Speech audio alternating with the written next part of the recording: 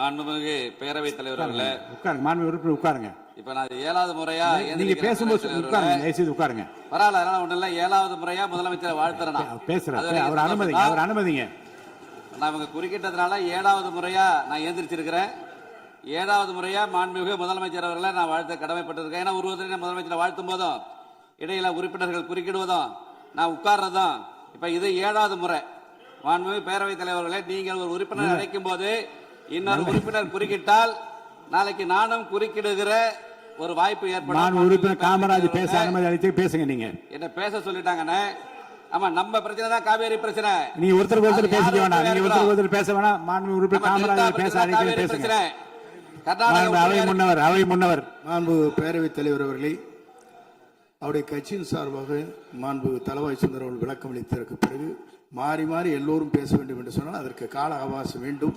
ஆகவே உங்கள் சார்பாக உங்களுடைய கட்சியினுடைய உறுப்பினர் தெளிவாக இங்கே சொல்லி இருக்கிறார் என்பதை தெரிவித்துக் கொள்கிறேன். மாண்புமிகு காமராஜ் பேசுங்க.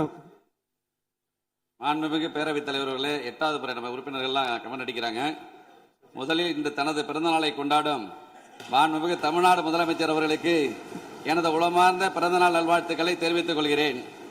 சமூக நீதி, கல்வி, தொழில் வளர்ச்சி, பெண்கள் முன்னேற்றம், இளைஞர் நலன், தமிழ்நாட்டின் ஒட்டுமொத்த வளர்ச்சிக்காக அவர் மேற்கொண்டு வரும் மக்கள் நல பணிகள் மேலும் சிறக்கவும், நல்ல உடல் நலத்துடனும் நீண்ட ஆயுளுடனும் மக்கள் பணியாற்றவும் இறைவனை பிரார்த்திக்கிறேன். மாண்புமிகு பேரவைத் தலைவர்களே, 4 நிமிஷம் ரொம்ப கூட போயிட்டு பேரவைத் தலைவரே, 7 தடவை கொஞ்சம் குறைச்சிங்க. மேல 4 நிமிஷம் 17 நிமிஷம் ஓடி வச்சு 8 தடவை எழுந்திருக்கிற மாண்புமிகு பேரவைத் தலைவர் 5 நிமிஷம் கூட அனுமதிக்கணும். மாண்புமிகு பேரவைத் தலைவர்களே,